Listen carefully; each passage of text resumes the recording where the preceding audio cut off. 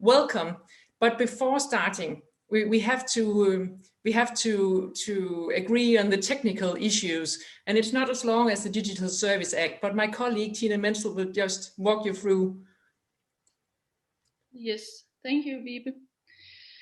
As some of you may already have noticed, I will mute your sound during the presentations and during the meeting because then we avoid background noise. But it doesn't mean that you can't have the word, because we open up for questions later, so you can ask your questions to either Karen or Julia. And if you have a question, you just go to the chat and you find it on the bar below. If you sit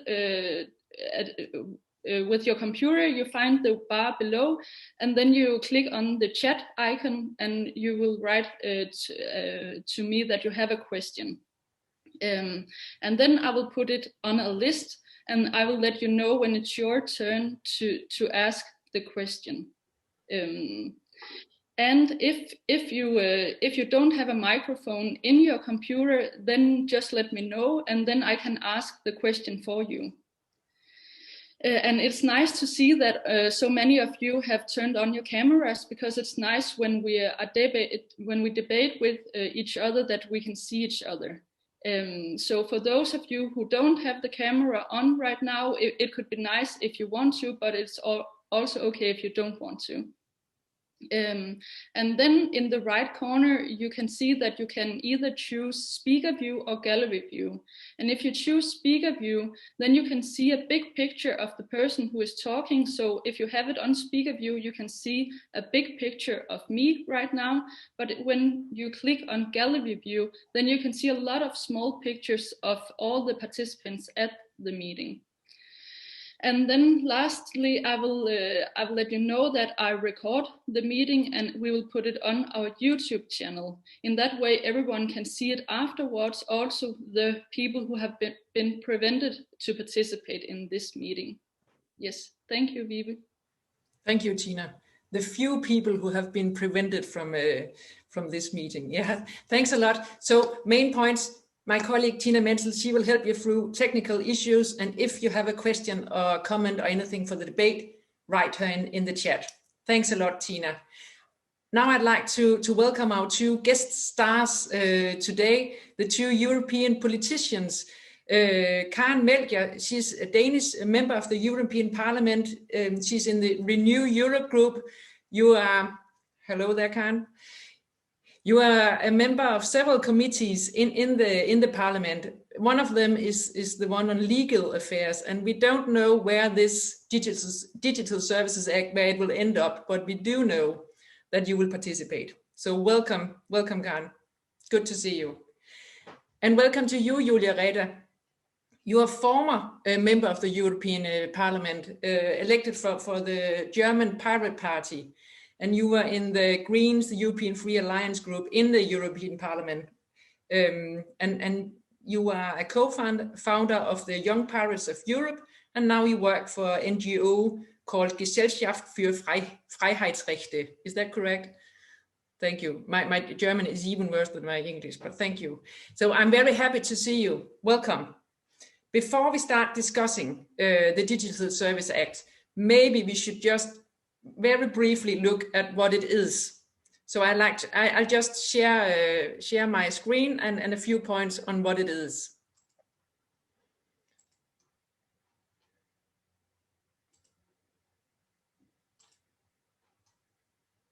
Yes. The meeting today is called How can the EU regulate freedom of expression online?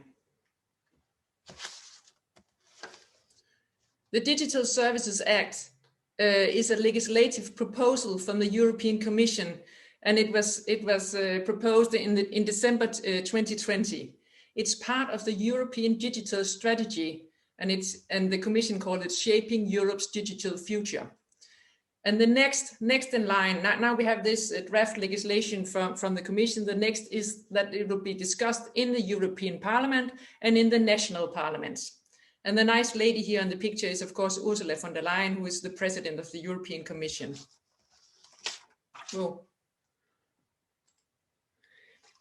The goal of the Digital Services Act is as the Commission puts it, to create a safer digital space in which the fundamental rights of all users of digital services are protected. So that is the main goal of this draft legislation from the Commission. And the picture here is of course, Margrethe Vestager, the Danish commissioner who is vice president of the European Commission for Europe Fit for the Digital Age. The background, the Commission background for even doing this is, let's say there are many ways to communicate, shop, or access information online have appeared over the years, but online platforms have created significant benefits, while online platforms have created significant benefits for consumers. There's a broad consensus on this, but there's also a core concern that the trade and exchange of illegal goods, services, and content online services are also being misused by manipulative algorithmic systems to amplify the spread of disinformation and for other harmful purposes. The main concern is the large platforms. A few large platforms control important ecosystems in the digital economy with the power to act as private rule makers. And while a few large platforms act as private rule makers, the question is that really for the best of businesses and for consumers? So the main goal for the Commission is for citizens to have more choices, lower prices, and less exposure to illegal content, and a better protection of fundamental rights. And fundamental rights means, among others, freedom of expression. And the benefits for the society would be greater democratic control and the mitigation of manipulation and disinformation. So this is the Digital Services Act, very briefly. So I'd like to ask Karen and Julia, and so we start with you, Julia. What's the negative or what's the positive things that you see in this Commission's proposal? So I think to start with the positive, the fact that the Commission does not just look at the dangers of social media, because in the past we quite often had this situation that politicians were just looking at illegal content and how to stop it. And sometimes legislation was passed that didn't really look at the negative side effects. I think that actually a lot of very positive social movements have used social media in a very positive way. So we have Fridays for Future, the climate protests, we have Black Lives Matter, we have a lot of the democratic movements in Russia, in Belarus, that have really been using social media to get their message out. And this proposal, the Digital Services Act, recognizes that online platforms are an important space for this democratic discourse. And so while also looking at how to remove illegal content, the Digital Services Act is also trying to ensure that people do not get blocked for no reason, that there is no arbitrary decision about what can be said on social media, and that people get an explanation why certain content is removed. So I think that is quite positive. That was being polite. You were starting with the positive. Yeah. But what about the negative issues? I'm being serious. I think in the past I was also quite very critical of some of the past proposals that were coming out of the European Commission. And this one, I think, is overall going in the right direction. So I'm not just being polite, but there are some problems. So for example, the Digital Services Act still makes it possible in principle for platforms to use algorithms to moderate content. And a lot can go wrong with that, because the decision about freedom of expression, what is allowed and what is not allowed, is often very complex. And I don't think that algorithms are really capable of making these decisions. Just to give you an example, last week or 2 or 3 weeks ago in Germany, there was a removal of a documentary from a German public broadcaster about a terrorist attack that happened in Germany, and this video was removed automatically from Instagram, probably because the algorithm thought that it was somehow terroristic content. But it was actually the opposite of that. It was journalists reporting about the subject. And it's very important, I think, that, for example, public broadcasters can reach a young audience on social media on these quite important topics. And if an algorithm just decides, well, this looks like terrorist content and it gets blocked, I think that is a problem. What happened with the documentary? Well, it was simply automatically removed from Instagram, and there wasn't really a clear explanation. But this sort of thing happens very often. It also happens on YouTube, for example, that some of the organizations that try to document fundamental rights issues, for example, in the war in Syria, they also find that sometimes their videos just automatically disappear. In one case, a former colleague of mine even had one of her plenary speeches automatically blocked on YouTube because she was talking about torture, because there was a plenary debate about violations of fundamental rights. And probably the algorithm just picked up on this word torture and figured, well, it must be illegal content, and then it got blocked. But now you had the debate in Germany about this terrorist video. So is it back now? Did it reappear? I think by now it is back, but the problem with these kinds of things is there is no real procedure, and this is maybe something that that might get better with the Digital Services Act. That at least if we can't get rid of this sort of filtering by algorithms, at least there should be a quick way to undo such a decision. Okay, thank you. Karen Melchior, I'm going to ask you the same question, but what's the negative or what's the positive in the Digital Services Act from the Commission? Perhaps I'll start with the negative then. So we'll be negative and then we can finish on a positive note. There is still an incentive in the way that the proposal is written, that the social media platforms can over-regulate the rules on removing content, which the documentary and the plenary speech that Julia just mentioned are examples of, where rather than making sure that the platforms don't remove content that is sort of on the border of being legal or illegal, depending on the content, that you remove content. And if you are an important journalist or the president of the United States, then society and people will notice and you can complain, and perhaps your account or your content gets put back up. But if you are not somebody that has the attention of the media and society at large, then perhaps you will just be forgotten and your freedom of expression will be removed. Also, a lot of users and citizens will simply not bother complaining about their content being taken down. What I'm also worried about is the fact that, as it is now, there is quite a complicated way of making sure that the law will be implemented. It is going to be a mix of European and national authorities. And one of the problems that we see with the data protection regulation is that it's the implementation by national authorities and sort of the interpretation of national nuances to the law is very complicated for people to get an explanation of, and therefore you can have a fragmentation of the European law, which is a problem because we want this to be the same all over Europe so that we can regulate these global companies.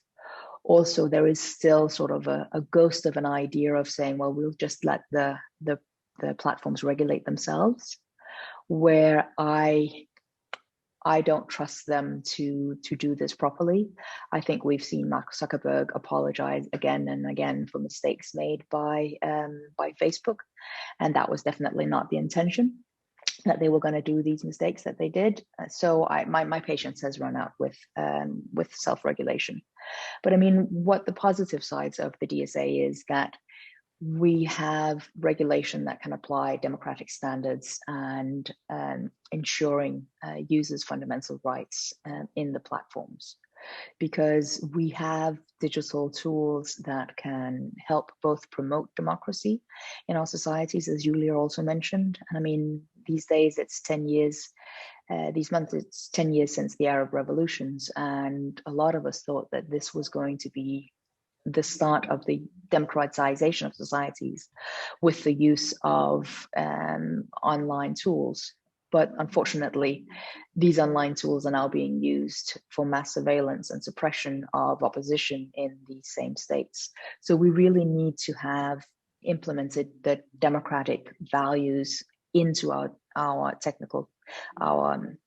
digital tools. And that's why this piece of legislation is so important. So for example, if you have content that's taken down, that you can ask why it's taken down, there is clarity about it, you might even be informed when the decision is made, and that you also have the opportunity of complaining, so that it's not Facebook that needs to decide whether Facebook made a mistake when they took down your content or not, but there is an independent authority that will help you with that.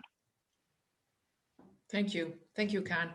Well, coming back to what you just said, I have an example more. I have a Polish example. I always have a Polish example, but this one is in January, while Twitter was blocking the then president Donald Trump, the Polish government had a proposal to protect users from being blocked. So they proposed, there was a draft legislation. They proposed a fine, a very heavy fine, for big social media who would block users or remove content if it was not illegal according to Polish law. And who was to decide that? That was a Freedom of Expression Council, who was political appointed. So critics of the Polish government got afraid, because in Poland, hate speech of LGBT people are not illegal. So critics got afraid that it would just, open all kind of barriers for all kind of hate against LGBT people. So how could the EU avoid that scenario in the Digital Services Act? Julia. I think the Digital Services Act is not such a blunt tool. I think the problem with the Polish proposal is, if you say that every platform has to allow everything that is legal, then there is no possibility for diversity of platforms. So for example, you would not be able to make a platform that is for children, which does not allow everything that is legal. Or you would not even be able to make a platform that is just for cooking recipes. I mean, I just read today that the New York Times, they had a cooking group on Facebook, and they just gave up because there were so many political discussions that they did not want to moderate it anymore. And so now they have just decided that it will no longer be associated with the New York Times. But I think actually it should be possible to say, okay, this platform is only for cooking recipes, and we will delete everything that is not a cooking recipe. I think that's perfectly fine. And especially, I mean, this is maybe a trivial example, but you might want to have platforms that are for a particular group that have stricter rules than just what is legal. So the way the Digital Services Act does this, I think, is a little bit smarter than the Polish proposal. They say the platforms are allowed to set their own rules, but those rules have to be transparent. So they have to be available in the terms and conditions, and they have to be applied without discrimination. And when applying the rules, they do have to take fundamental rights into account, including the freedom of expression. And like Karen said, if a decision is made on the basis of those terms and conditions, you can appeal this decision against an independent body. And I think that's a much better solution than to just say, well, everything that is legal always has to stay online, regardless of what the context is. Okay. Thank you. Can hate speech limit the freedom of expression? So meaning not just for LGBT, not just for women, not just for people who write cooking recipes in New York, but for everyone. So there's a kind of self-censorship in order to protect oneself from whatever the internet might want to enrich your life with, if you somehow say anything publicly, or maybe if you participate in the debate, but also it could perhaps prevent you from engaging in certain positions, like being a politician as yourself. I think there is a very important debate to be had about this subject. When we look at fundamental rights, the rights are always balanced one against the other. So you have, for example, the security of a society or a state is balanced against the privacy of your home. So that's why with a court order, the police are allowed to enter into your home and see if you're cooking up a bomb. And in that way, also the freedom of expression of one group of people should also be balanced to the freedom of expression of others. And often we want to try and see if we can have sort of a quick fix by technology to try and solve this. And I think that's quite dangerous, because just as upload filters don't understand context and can actually reduce the freedom of expression, then I also think having sort of a technological quick fix for hate speech is also not the way forward. However, I think one of the ideas of the DSA is that we want to make the platforms more responsible for the way that they've organized their platforms. Because we are used to everybody being able to have the same strength of voice on the internet before we moved into a type of internet where it's very dominated by these large platforms. And I think the very large platforms have an obligation to make sure that they are not just moving fast and breaking things, but they actually think about what the consequences of the way that they design their platforms is. And there, I think we should ask them to think about, well, what are the risks of restricting, especially historically marginalized groups online, their freedom of expression through hate speech, and have an evaluation of what the risks are and how they can mitigate these. Thank you. Julia, I'd like to know, do you agree? Yes, I think those proposals go in the right direction, but perhaps the Digital Services Act is not doing enough in this area, because I think one very important area is the incentives for platforms to organize content in a certain way. So on modern social media platforms, usually the content that you see is not determined by what you would like to see, but by what advertisers think is going to keep you on the platform for the longest time and watch the most advertisements. So I do think that the Digital Services Act is not ambitious enough when it comes to regulating targeted advertisement, because the big online platforms, not just in the communication field, but also Amazon, for example, are making more and more of their money through advertisement. And this is an area, I think, that is not regulated enough, both from a data protection perspective, but also from the perspective of what kind of incentives it creates. So on Facebook, for example, that I don't have any control over what kind of timeline I see. Perhaps I would like to decide for myself whether I see postings from all of my Facebook friends and not just the ones that the algorithm is showing me. And this is, I think, a subject that is not really dealt with in the Digital Services Act to the extent that it should be. Mm-hmm. Thank you. Well, advertisement and targeted content is one thing, but coming back to the dilemma with protecting people from hate speech and protecting people's fundamental right to freedom of expression online. So, what do you think, Julia? what can users do according to the Digital Services Act if they get blocked or if their content is removed, and is it enough? Well, I think, first of all, having a right for an independent appeal is already very important, because quite often it's the victims of harassment and hate speech that get blocked on social media. So, for example, one very popular strategy by the far right is to mass report somebody that they don't like so that their account gets blocked.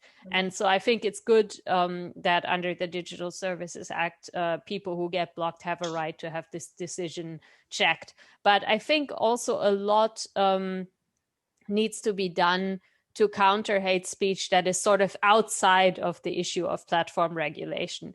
Of course, sort of criminal law is a national matter, so I know the situation in Germany a lot better than in Denmark. But in Germany, quite often, even when the name of the person who committed hate speech on social media is known, there is no follow-up from the law enforcement authorities. So it's actually very, very difficult to get somebody convicted for hate speech or harassment, even when it is known who it was. So I think we also have to think about the environment in which hate speech happens. And it's not just all about deleting content on platforms. I think this is just a symptom of the problem. And the root of the problem is probably somewhere else. And this also, I think, includes financial support for counter speech. So groups that are actually supporting marginalized communities to have a big presence on social media themselves so that they cannot be silenced by these kinds of campaigns. But Julia, getting people convicted for hate speech, that is due to national laws, yes. Right? That is national competency. Yeah. Okay.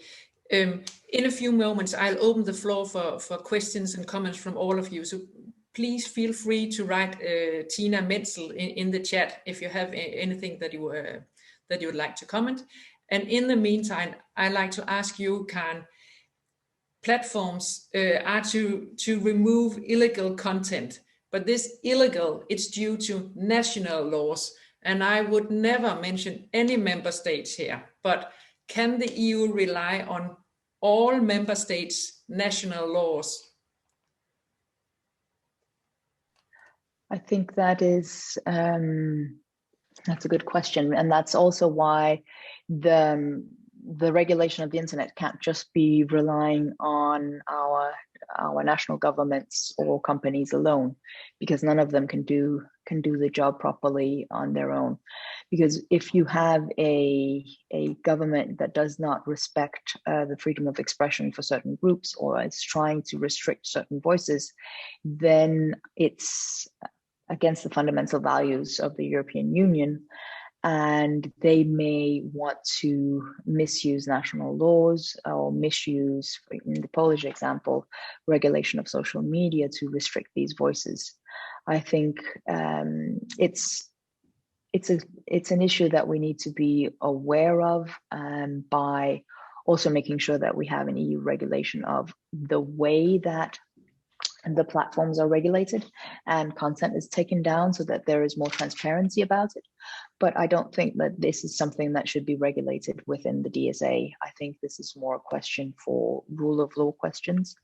And the DSA, that is the Digital Services Act. Sorry, yes, the Digital Services Act. So it's not the regulation of the platforms that will solve this, but it is the upholding of fundamental values within the EU. Just two quick comments to what Julia was saying. We have in the Parliament's work ahead of the proposal from the Commission said that we want to be able to give the users a free choice, a real choice about how they see the content on online platforms. And the problem is that it's not only the advertisement that the platforms choose what they want to show you. They want to show you stuff that engages you very quickly and easily.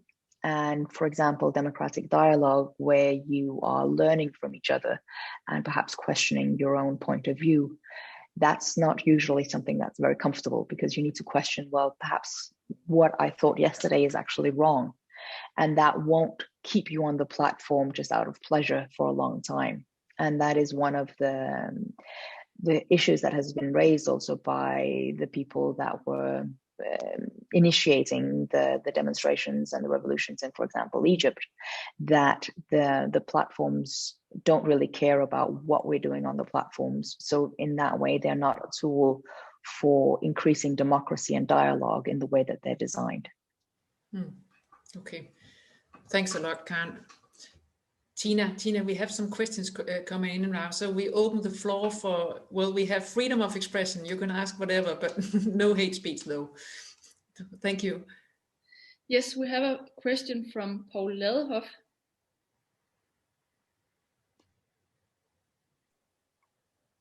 Yeah, I think there's rules for the printed press.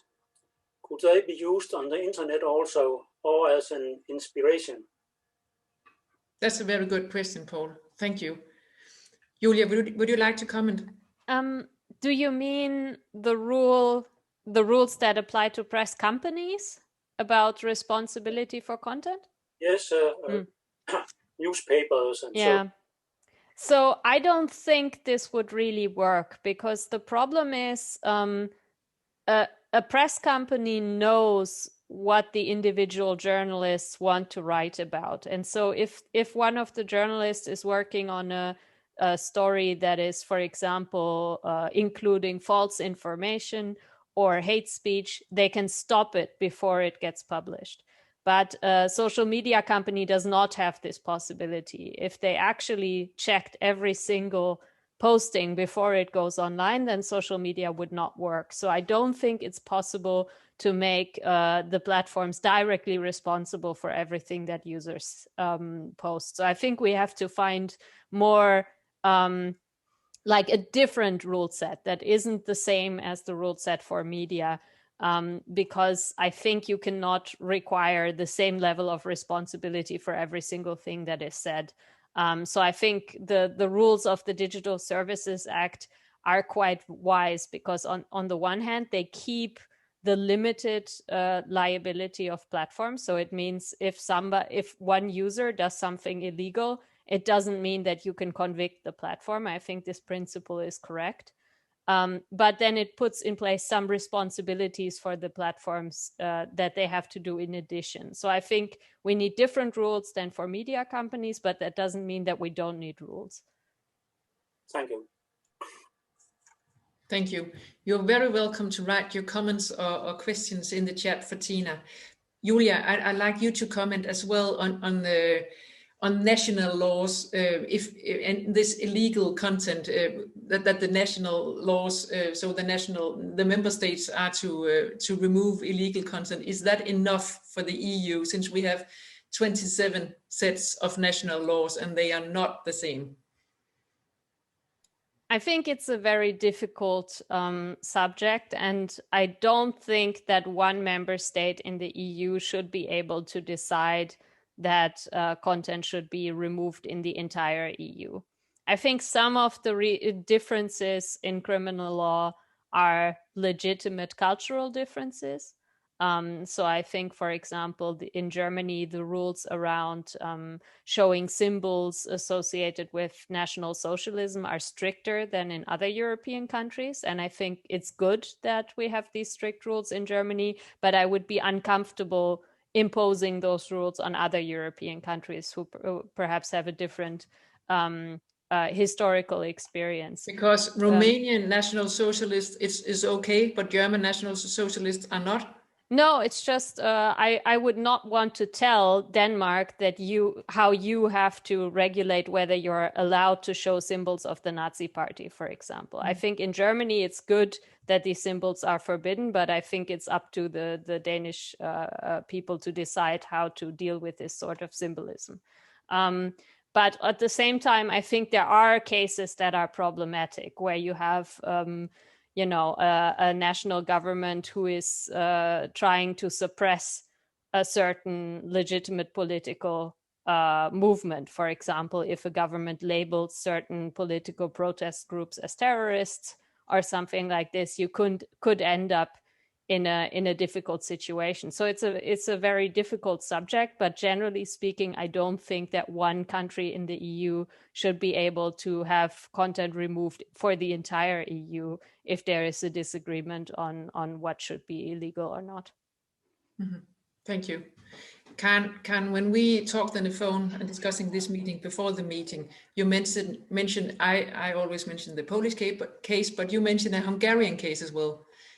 Could you tell us about the Hungarian case and could you comment that? It is slightly similar to the Polish case, where the Hungarian government is looking at trying to prevent Facebook and social media platforms censoring Hungarian citizens and wanting to regulate what should be or should not be allowed on online platforms at a national level. And I find it quite problematic, both if companies or governments on their own decide what should be allowed or not allowed on social platforms. I think it should be up to the national parliaments and the national courts to decide what is legal and what is illegal, both online as well as offline. And I think the response that's proposed in the DSA about more transparency on what rules are applied in the social media platforms is a very good step towards protecting us against abuse by having more clarity about what is going on. And I agree with Julia about that we shouldn't be using all of the national legislations restricting freedom of speech and apply them all over Europe. There are differences, and that would also restrict everybody's freedom of speech to the minimum allowed in all countries. But that, well, national parliaments or national judicial system, that is coming back to your point from before about independent media and about not independent media, independent judicial system and the rule of law. So it kinds of we are dependent on our member states in the EU actually having independent courts and free media. And that's why it's so worrying to see taxes being imposed on private media in Poland and the closing of the last independent radio in Hungary when they weren't granted a license to broadcast on the FM band. Okay, thank you. And to be fair, this was just a Polish case and Hungarian case, but Julia, you had a German case as well, and we have cases from all over Europe. So this is not about only two countries in the European Union. So we have another question, Tina. Yes, we have a question from Angelina. Yeah, hi. Not having a look on the companies which should be regulated, but going a step aside to educating people how to use the internet, not just putting the companies in focus. But the internet itself, social media and public messaging is, I say, quite new. So it came in the last 20 years and, well, you see where it ended. And it covers our everyday life massively.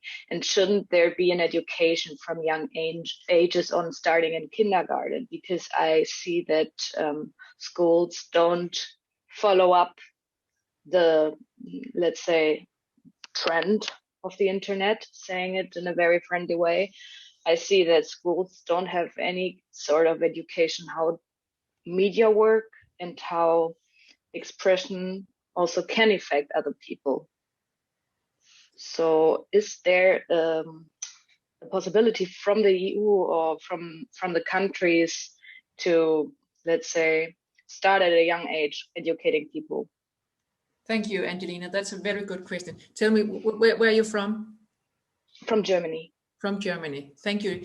Do you think, I didn't quite get, do you think it's EU competency, or do you think it was the member states who should make sure that people are educated from kindergarten? I would wish that it would be in the bigger picture, and then I would wish that the EU would have an impact on schools, what is given to the children. But I see that it is in need to be on, well, Germany needs to has its own laws, and of course every country has its own laws. But I think as the internet is a world wide web, obviously, but there is absolutely no regulation what is taught to children and to people, not just to children. And maybe hate speech wouldn't be that harsh and widely spread if people would get that kind of education. If we were better educated. Thank you, Angelina. Julia, I'll start asking you. Do you have any comments? Yeah, so I absolutely agree that education is really important. And I think one practical problem is that quite often also the teachers don't have the digital education. Unfortunately, the EU can't do very much in the field of education because it's a national competence. And in Germany, it's even a competence of the individual states in Germany. So it's very, very fragmented, and every state is doing something else on digital education. But I think one thing that the EU can do is to remove barriers to digital education. Because I mean, we have seen in the last year when all the schools suddenly had to switch to digital education that there are a lot of problems, starting with, very fundamental things like making sure that everybody has an internet connection, continuing to kind of regulatory questions around copyright, for example. A lot of things that you are allowed to do with media in the classroom, you're not allowed to do online. Because of copyright rules that are not very flexible. So I think it's important, if you want to have a good digital education, that you're not just reading about it and consuming it, but also participating in it. So I want children to learn in school how to make their own videos, how to, interact with content on social media, because I really believe in learning by doing. That if you have sort of a direct experience with these media, you can use this as an opportunity to talk about things like hate speech or things like copyright in a sort of practical environment. And Julia, is that, do you think this should be EU law? Yes. So I mean, copyright rules are EU law. And things like telecoms regulation is EU law. So I think this is an area where the EU could do more. So for example, at the moment, libraries are not able to do a lot of their services online, like reading to children, like lending out ebooks, these sorts of things. There are no clear, permissions under EU law, and this is certainly something that could be improved. Thank you. And thank you, Angelina. Carmelja, what do you think? Is it a good idea to remove barriers to digital education? I think it's a brilliant idea. And I think it's also a brilliant idea to make sure that copyright regulation doesn't hinder the sharing of material and film across borders. Often you have, this is a little bit technical, often they sort of split up the European market when they give out rights to films or music or books, so that you can't have access to the same TV shows on streaming services in Denmark that you can have in Spain or Italy. And this is actually reducing the diversity of the cultural sort of selection that we have in different parts of Europe. And I think this we should do something about this at a European level. On the sort of media education, I think it's really important to make sure that the education in schools is sufficient and is good. It is a national competence, but I think we shouldn't forget as well, and also the journalists, because sometimes I have a feeling that journalists in traditional media, they don't really understand the way that the internet works. And of course, they're grown-ups. They're grown-ups, exactly, and they sort of think, well, somebody is saying something outrageous, let's amplify this, and without really considering the consequences. And I think it's education about how the internet and media works it's a question for all generations and all fields. So this is, Karen Melchior, one of the things that you'll be working on, because now we have the proposal from the Commission, and actually we don't know when you will debate it in the European Parliament, but this is one of the things that you will be working on up till then. This is an aspect that I will raise whenever people ask, well, should we have media education? It's not an EU competence to say what the curriculum in schools should be, but I think it's important to highlight when we are discussing fake news, junk news, foreign interference in our democracy, where there is a special committee in the European Parliament on that as well. What I will be focusing on the DSA is trying to make regulation of the platforms to make them more responsible for the way that they set up their business, and also giving consumers and users a real free choice when using the platforms. And that is making sure that the different platforms that they can work together, and that you can choose one platform to access another platform's content, or you can have a different company that will present the content on that platform in the way that you choose and not the way that the platform chooses. And then also making sure that you have real rights as a user that are equivalent to the rights that you have in the offline world.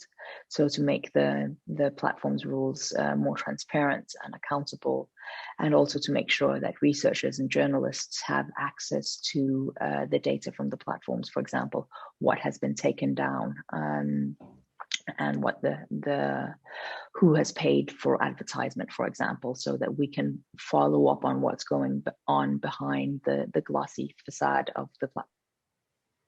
And is this these issues, is this your agenda, or is it Renew Europe's agenda? This is Renew Europe's agenda, and it is also the parts of the Renew Europe agenda that I wish to highlight. And then I have colleagues that want to do it, that don't necessarily agree with my focus on saying, well, we need an implementation at an EU level, where I have some colleagues that say, well, we need to leave it up to the member states. But there is it's a big tent of political liberal ideas in Renew Europe. Okay, so you start by discussing in Renew Europe, and then in the Parliament, and then in the Danish Parliament as well. Julia, what's on your agenda up till the discussion in the European Parliament and in the national parliaments? What are you going to do? So I work with an organization that focuses on fundamental rights. So to me, the right to freedom of expression must be preserved in the Digital Services Act. So I want to make sure that there is not too much of a reliance on automatic tools, because I think automatic tools will always lead to disadvantages for marginalized groups. So for example, if platforms automatically remove terrorist content, they will also remove, for example, content from people who speak in Arabic or things like that. So I think it's very important not to leave too many decisions to algorithms who will always repeat biases in the way that they do automation.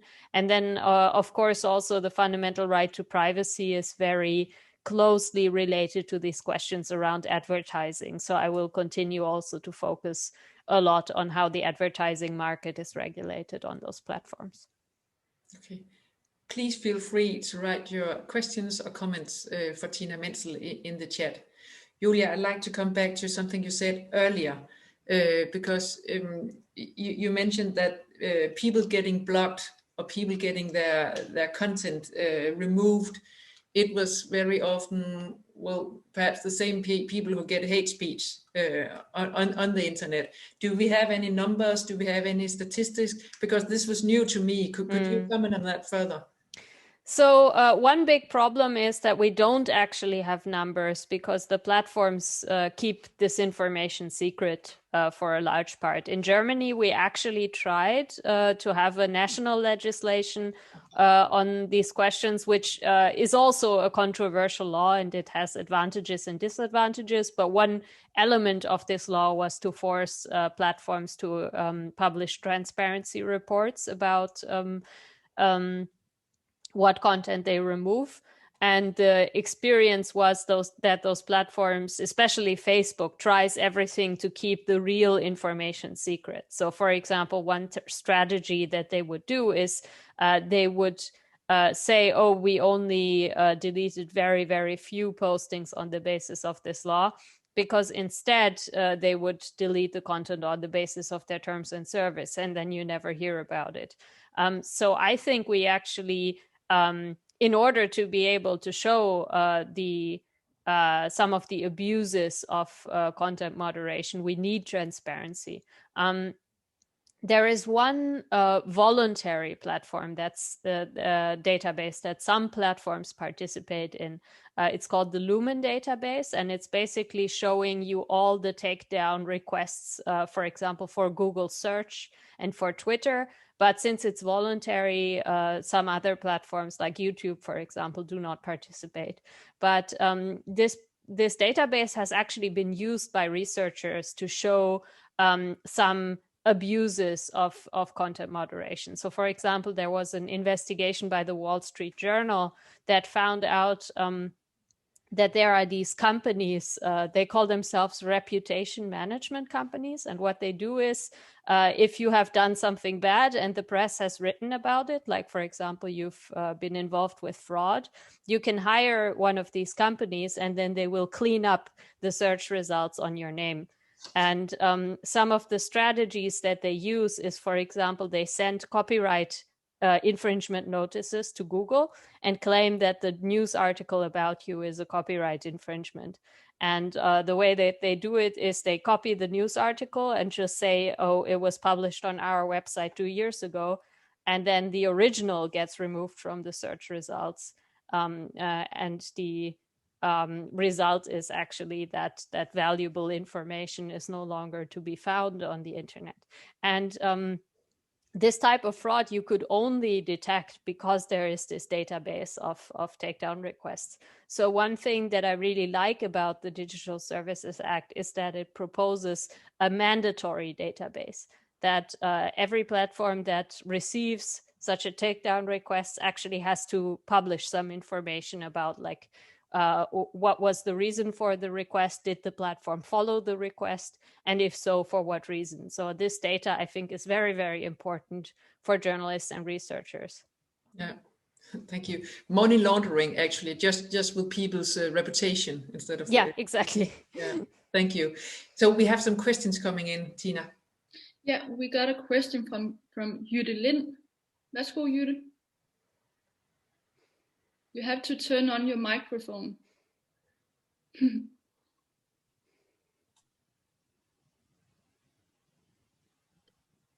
I forgot to write in English, and I'm not sure I'm really good in expressing it. So I try to say it in Danish, so maybe you will Sure. help me. I was thinking about if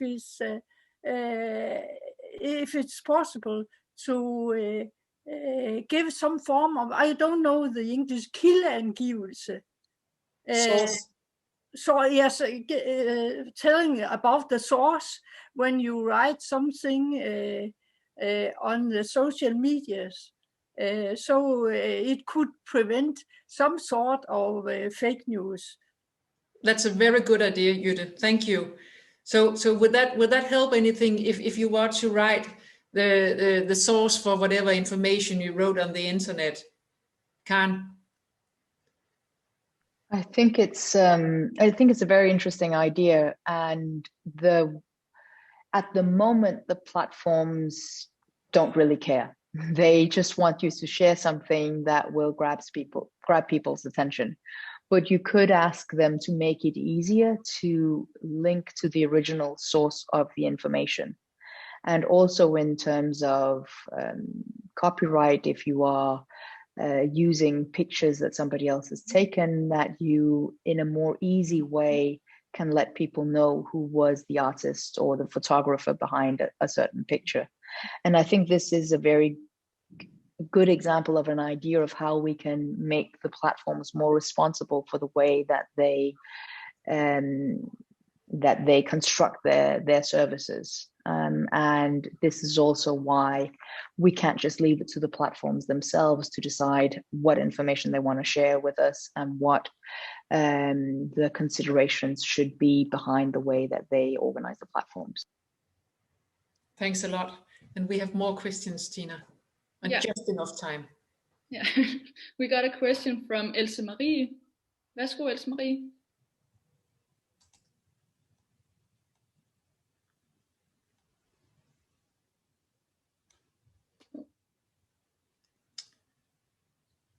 Else Marie, you have to turn on your microphone. Perhaps, Tina, you could read the question. Yeah, I don't have the question, but I have another one. Then we can have the question from Emilie and Christina. Yes, so we were just wondering if it isn't the parents' responsibility to kind of teach the children about how to act on social media and you know these kind of platforms, because I believe that just teaching and taking the videos down and such when they are out on the platforms, isn't that kind of just treating the symptoms instead of going back and just teaching about how you have to act on social media? It's just And Emilia, do you think it's the responsibility of the parents? Yeah, I think it's supposed to be them teaching how to act, because if it's just the schools teaching or you just take them down, it's just a little bit too late to teach people how to act if it's just so late to do it. Yeah. Okay, thank you. Julia, coming back to the kindergarten proposal. Well, I mean, I'm teaching my parents how to use social media, and I don't think they would be able to teach me, but maybe it's a generational question that the people who have young children today probably grew up with social media, so they are a little bit more capable of teaching their children. But I think there is some responsibility also for the educational system, because maybe not every parent knows how to use social media, and so they might not really know about the possibilities, the dangers. So I think perhaps we can't just rely on just the parents to do that. But I think people also learn a lot from other kids their age. I mean, we should also not forget that this is an important way of learning as well, to teach each other, people of the same age. I think it's also a little bit like we have the same rights offline as online. I think it's parents should also teach their children to be nice to other people and be respectful of not bullying people or sharing pictures of them that they hadn't agreed to share. And this is just raising your kids as nice people. And yes, that should be the responsibility of the parents, but also of their friends, saying, well, hey, this is not the way to act. But perhaps if it's not really succeeding with the parents, perhaps the state or the EU could help as well. I think that's going a little bit too far. I think it's not the role of the state to make people doing things that are not nice illegal. It has to be really, really harmful, and then it needs to be decided that it's illegal, and then it can be taken down. I think, but I think what we can do from the European Union is to make sure that the platforms think about the way that they are constructed, so that it's not just, well, it's fine that very young users share specific types of content without any consideration of the risks that this has. And that's why I want the platforms to think about, okay, what is it that we are sort of opening up for when we construct our platforms in a certain way. Okay, thank you, Karen. Emilia, did you note? Karen agreed to you. Thank you. And we have a time issue now, but Else Marie is with us again. So please, Else Marie, a very short question. Yes, thank you. Sorry, I pressed the wrong button. Yeah. Okay. You might have answered it directly, but my question is rather when you talk about the role of algorithm and I think it's kind of artificial knowledge in that area. Is it a matter of the IT technology that in the future it could be further developed to be also looking into the issue of the source of information? I mean, not to throw away whatever is something serious or look at it negatively or positively or something like that. I mean, that kind of role of algorithm, which I think is also an artificial thing. Yes. Thank you, Else Marie. And very short, Julia. Well, of course, the technology gets better all the time, but I'm a little bit skeptical that algorithms will ever be able to reliably say what is legal and what is illegal, because artificial intelligence is not really intelligent. It's looking for patterns, but for example, I don't think it will be capable to distinguish between a news report about terrorism and terrorist content. That's very, very difficult for an algorithm. Okay, thanks a lot. So no quick technological fix here, so we have to do something else. Thanks a lot. Thanks a lot, all of you, for joining us today. Thanks a lot from all over Europe. It was good to see you. If you all turn on your microphones just for a short moment, you can be able to, you know, applaud Julia and Karen for joining us. Thank you.